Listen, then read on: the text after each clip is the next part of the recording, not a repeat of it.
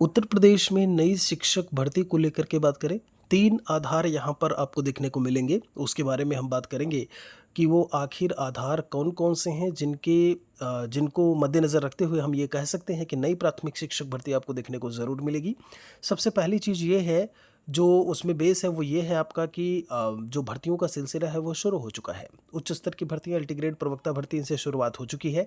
तो पहला जो आपका बेस है वो हमने आपको बता दिया। जब हम दूसरे बेस को लेकर के बात करें तो जैसा कि माननीय सुप्रीम कोर्ट ने आज फैसला दिया कि जब हम टेट को लेकर के बात करें, पदोन्नति प्रमोशन के लिए वो अनिवार्य है।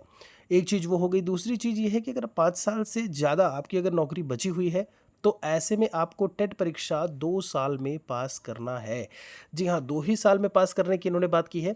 तो पहली चीज़ ये हो गई, जो हम दूसरे बेस के बारे में अभी हम बात कर रहे हैं। तो ये हो गया कि भाई अगर वो प्रमोशन उनका हो गया, उन्होंने टेट परीक्षा पास की, प्रमोशन हो गया, 6 टू 8 में चले गए या ऊपर जो भी हैं उच्च स्तर की जो कक्षाएँ हैं उसमें, तो ऐसे में प्राइमरी में वैकेंट होंगी सीटें, तो एक दूसरा बेस हो गया। तीसरा बेस अगर हम बात करें, तो कोर्ट ने ये बोला कि अगर 5 साल से ज़्यादा आपकी नौकरी बची हुई है, ऐसे में आपको क्या करना है, विद इन 2 ईयर्स, 2 साल का ही वक्त दिया है और उन्होंने कहा है कि 2 साल में आप परीक्षा पास करिए।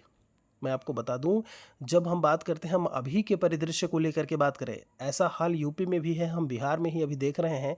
ऐसे ये चीज़ वैसे बोलना नहीं चाहिए, कहना नहीं चाहिए, लेकिन वो पहले के शिक्षक हैं और अब फिर से पढ़ाई करके उनके लिए टेट परीक्षा को पास करना बहुत ही मुश्किल काम होगा। नामुमकिन कुछ भी नहीं है, लेकिन बहुत ही मुश्किल काम होगा। ऐसे में अगर 2 साल में वो टेट की परीक्षा पास नहीं करते हैं तो जबरन उन्हें रिटायरमेंट देने की बात की गई है। और अगर ऐसा कुछ होता है तो तीसरा बेस तैयार है, वहाँ पर रिक्त पद जो है वो देखने को ज़रूर मिलेंगे और वहाँ पर एक नई शिक्षक भर्ती जो है भर्ती का या नए पद का जो है वो सृजन होगा। तो नई शिक्षक भर्ती आपको मिलेगी ज़रूर, ये बात आप ध्यान रखिए। तैयारी आप अपनी अच्छी तरीके से जारी रखिए। कोई सवाल है तो हमारे लिए लिखिएगा ज़रूर कमेंट सेक्शन में।